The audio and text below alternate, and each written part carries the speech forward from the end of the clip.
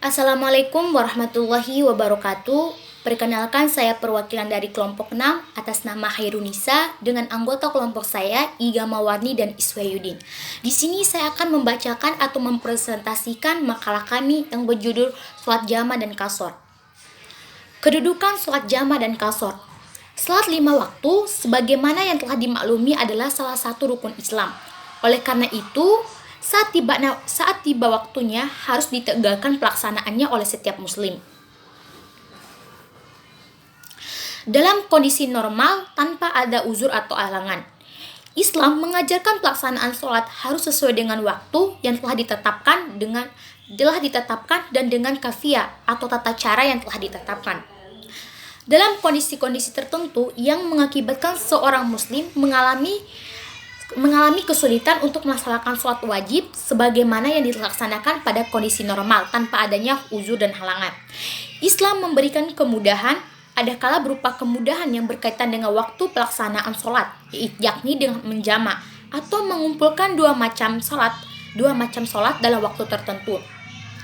Dan adakala berupa keringanan dalam pelaksanaannya, yaitu dengan mengqashar atau memendekkan atau meringkaskan jumlah rakaat sholatnya.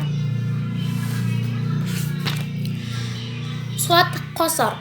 Secara etimologi, qashar berarti meringkas atau memendekkan. Sedangkan secara terminologis, sholat qashar adalah sholat yang diringkas dari 4 rakaat menjadi 2 rakaat. Dengan pengertian ini, maka sholat yang boleh dikasar adalah sholat yang jumlah rakaatnya ada 4. Itu ada sholat zuhur, asar, dan isya. Dasar hukum disyariatkannya sholat qashar adalah wa idza darabtum fil ardi falaisha 'alaikum junaha an taqsuru min sholati in khiftum ayyatikumul ladzina kafaru. Artinya, dan apabila kamu berpergian di muka bumi, maka tidaklah mengapa kamu mengqashar sholatmu jika kamu takut diserang orang-orang kafir. Quran Surat An-Nisa ayat 101. Yang kedua, sholat jama'. Secara etimologi, jama' artinya menggabungkan dan mengumpulkan. Dengan demikian, sholat jama' adalah mengumpulkan 2 sholat fardu dalam satu waktu. Sholat yang boleh dijama' adalah sholat zuhur, asyar, maghrib, dan isya.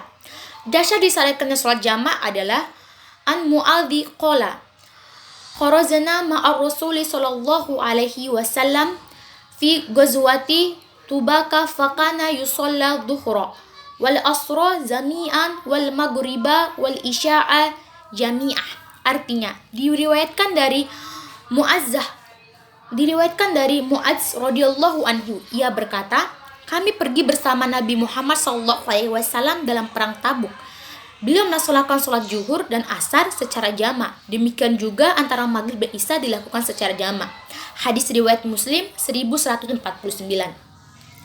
Secara teoritis, jika sholat zuhur dan asyar dikerjakan pada waktu zuhur atau maghrib dan isya dikerjakan pada waktu sholat maghrib, maka sholat ini disebut jama' takdim. Ada pula jika sholat zuhur dan asar dikerjakan pada waktu sholat asar atau sholat maghrib dan isya dikerjakan pada waktu sholat isya disebut dengan jama' takhir.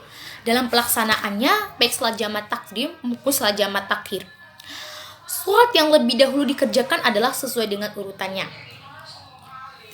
Sekian isi presentasi makalah dari kelompok kami. Lebih dan kurangnya saya mohon maaf. Wabillahi taufiq wal hidayah. Wassalamualaikum warahmatullahi wabarakatuh.